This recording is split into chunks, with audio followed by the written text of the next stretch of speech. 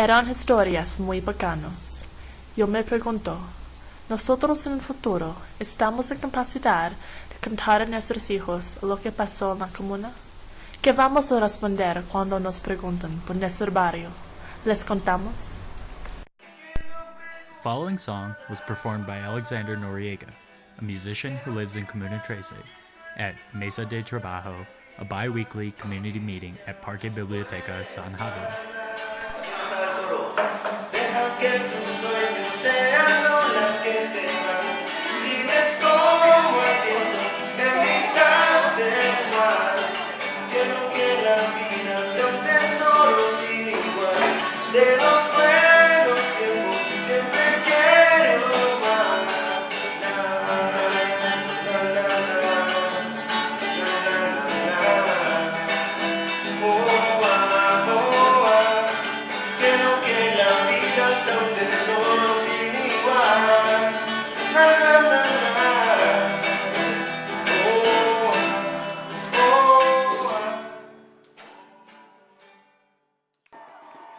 Medellin, Colombia. The name instantly conjures thoughts and images of drug trafficking, kidnapping, and bloodshed. The most dangerous city in the world during the 1990s is still inextricably tied in people's minds to Pablo Escobar, poverty, and death.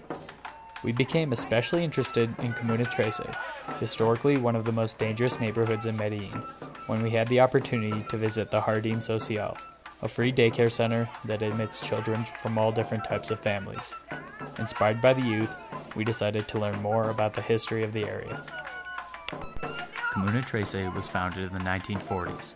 Its population swelled in the 1950s during mass immigration from the Colombian countryside to the city of Medellin during the period known as La Violencia. People began building their houses despite lack of legal recognition from the city government. At first, the biggest problems were disputes between adjacent neighborhoods over broken aqueducts and the police who came to the neighborhood to knock houses down. Rainwater often poured down the steep mountainside of the Andes, where migrant families attempted to build their homes. They often lost these homes to landslides. The neighborhood faced additional difficulties as the fastest growing demographic was families well under the poverty line. By the 1990s, the major political powers in Comuna Trece came to be divided between three urban militias, or guerrilla groups, the FARC, the ELN, and the CAP.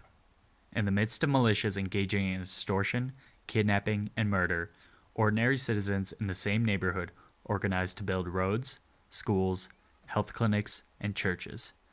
Even as the militias fought amongst themselves, as well as against paramilitary groups such as the AUC, the residents of Comuna Trece organized to provide their community clean drinking water and electricity. However, tensions between local armed groups and the state continued to rise.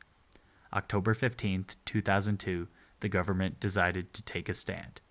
President Alvaro Uribe Vélez ordered the now infamous Operación Orión, a military operation designed to crush the various militia insurgencies in Comuna Trece. 3,000 troops, accompanied by tanks and Black Hawk helicopters, stormed Comuna Trece, conducted house-to-house searches, and detained almost 200 people they suspected to be members of the militias. In the process, some 15 citizens were killed and hundreds more disappeared. After Operación Orión, hostilities continued in the form of gang violence. Now, 7 years later, aided by numerous successful public works campaigns, infrastructure in Comuna Trece has been strengthened. The metro, which has been in place since 1996, added a new component in 2007, the Metro Cable, which links San Javier, a neighborhood on the border of Comuna Trece, with communities living high on the sides of the mountains. And yet, most of the news and international media relates accounts of violence and instability. We present to you stories from 4 Comuna Trece inhabitants.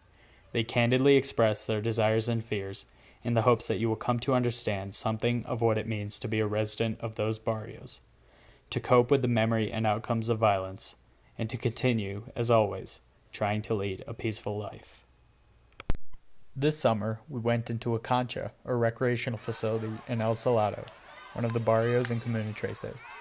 This cancha, which opened in May 2009, features a soccer field and courts for basketball and tejo, a local game similar to horseshoes.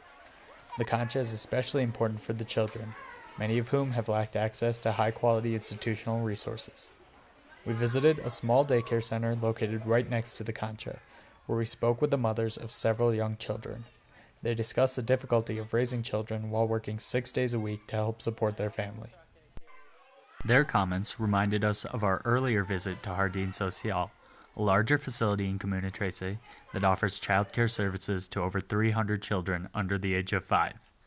The Jardín Social was founded by 13 mothers from Comuna Trece, who each helped raise the children of their neighbors and other